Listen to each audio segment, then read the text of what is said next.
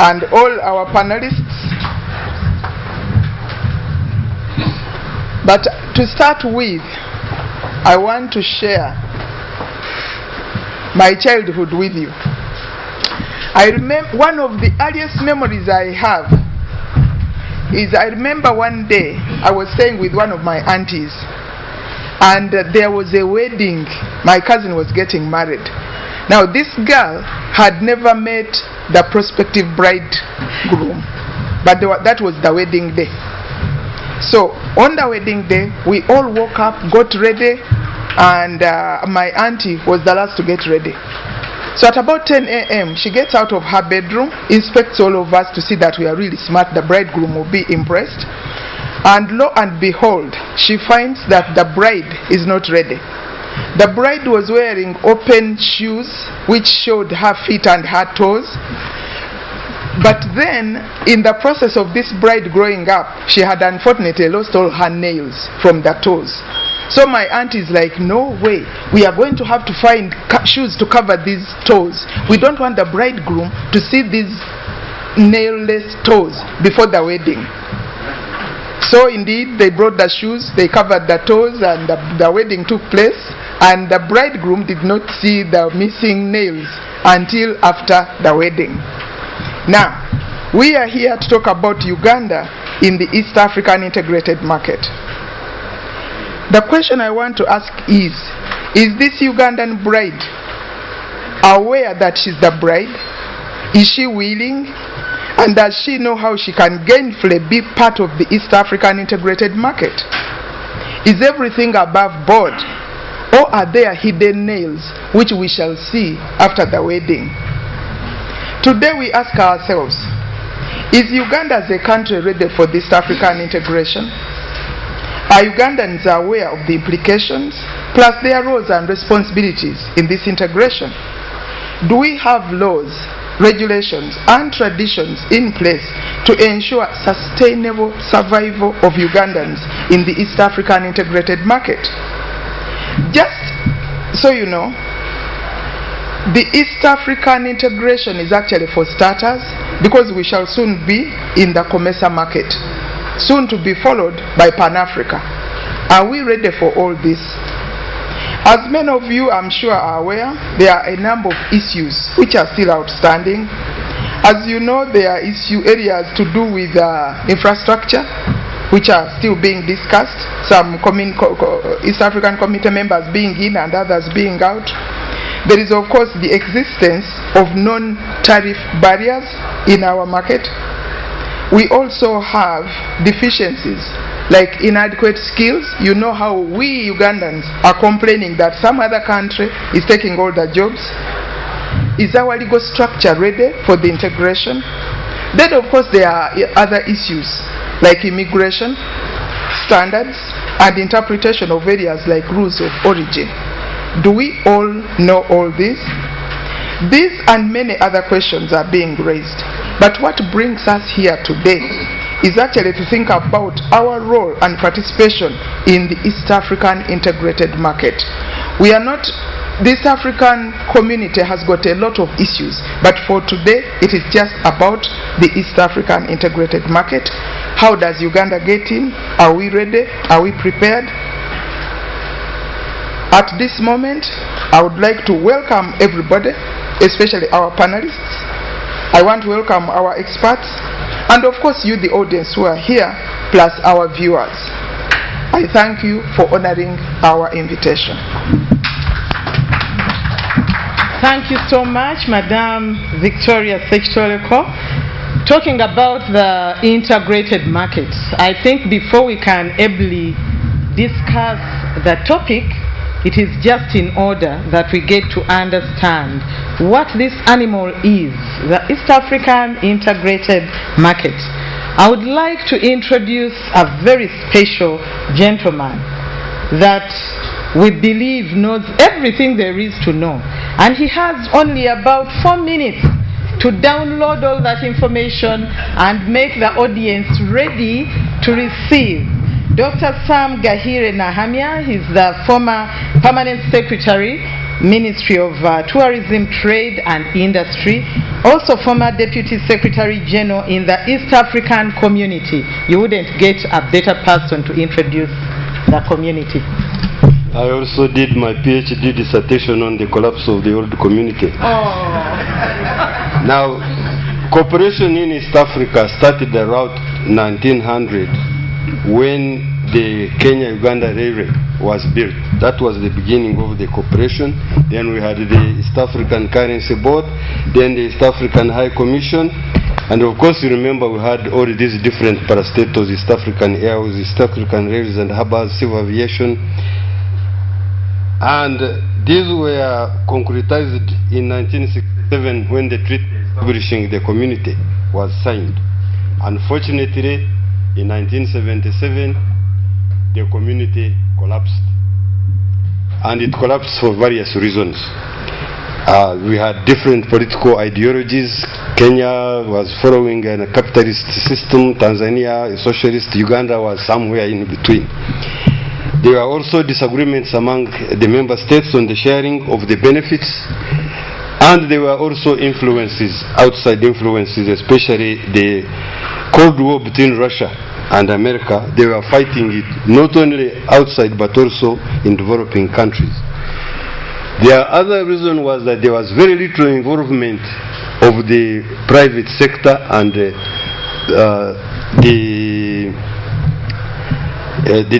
different aspects of the private sector. It was government to government, and therefore a lot of people, although they could see some, didn't feel as if they were part and parcel of the whole process. And as a result, there was also a lot of short-sightedness on some political leaders in the region who took advantage, of the situation, and in the end precipitated the collapse of the community. And when all these things were happening, our former president, Dr. General Idi Amin Dada, came to power in Uganda, and there is no way he could agree with especially Mwalimu Nyerere of Tanzania. Now, ultimately the community collapsed in 1977. Now, but when it collapsed, there was attempts by many different people, because it was so important for the East African people. So in 1984, a mediation agreement was signed between Uganda, Kenya and Tanzania to share the assets and liabilities of the former community. Later on, in a side meeting in 1991, this was a Commonwealth meeting in Harare, the heads of state, that was President Museveni, President Mkapa of Tanzania, and Moi of Kenya, had a side meeting and decided we must revive the cooperation. And this led to the signing of the tripartite agreement in 1993. And in 1996, the secretariat of the community, of which I was a member, was established in Arusha. And the treaty entered into force, the new treaty entered into force in 2000. And in 2001, the community was launched in Arusha by the three heads of state. I'm trying to run this because, Madam Chair, I have only 3 minutes. So, after the collapse of the establishment of the new community, it was decided that instead of going in at the entry point as a free trade area, we shall start as a customs union, because we already had most of the things needed for a free trade area. So first entry point for the East African community was customs union, common market, monetary union, and ultimately political federation. All of these are being worked on by the member states with the different, In the new community, there are a number of organs that they have been set up. And one of the reasons for setting up some of these organs because one of the major reasons for the collapse of the community was the concentration of power or authority at the heads of state. So it was decided in the new arrangement that authority should be diffused and mainly go to the Council of Ministers, of which Honorable Amelia Chambade is one. Rather than, so that if there are any small quarrels at the ministerial level, then the heads of state can come in and resolve it amicably without anybody being embarrassed. So the arrangement is as follows: the organs of the community. We have the Summit of the Heads of State, the Council of Ministers next, the Coordination Committee of Permanent Secretaries and Senior Officials, and then the different sectoral committees. Then you have the Secretariat of the Commission of the community, which is based in Arusha, with a number of Secretary Generals and different members. Now, a number of institutions have also been re-established since the collapse of the community. We have the East African Legislative Assembly. How many minutes do I have?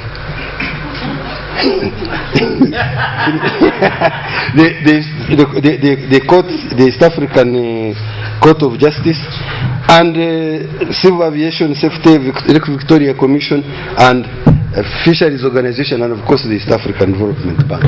I think the chair says my time has come. If there are any... Thank you indeed. Yes, among other things at the forum, we do learn from the presenters, and one of the tests you are given is meeting the time challenge. But thank you so much, because we've learned quite a lot, Doctor. Okay, now that you know the community started, the community ended, then the community started once again in 2001. We would like to hear from the highest office that monitors markets, that manages markets in our land.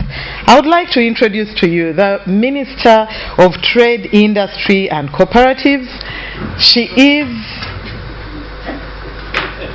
is, as I said, the highest, holding the highest office, but behind her is a big MBA from some university in UK, I gather, and that she majored in business management, and we would like to hear how that translates to the integrated market. You are most welcome, Honorable Amelia Chambade.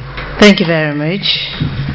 But in order to put the discussion in context, we need to ask why we are in regional integration and what our objectives are. Number one, security. Peace and security. That's very important. We need to be at peace and security with our neighbors. Number two, access to market for our products.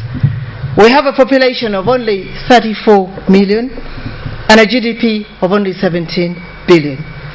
The East African Community Market has a population of 149 million people and a combined GDP of over 70 billion. Uganda's exports have risen since the customs union was implemented in 2005.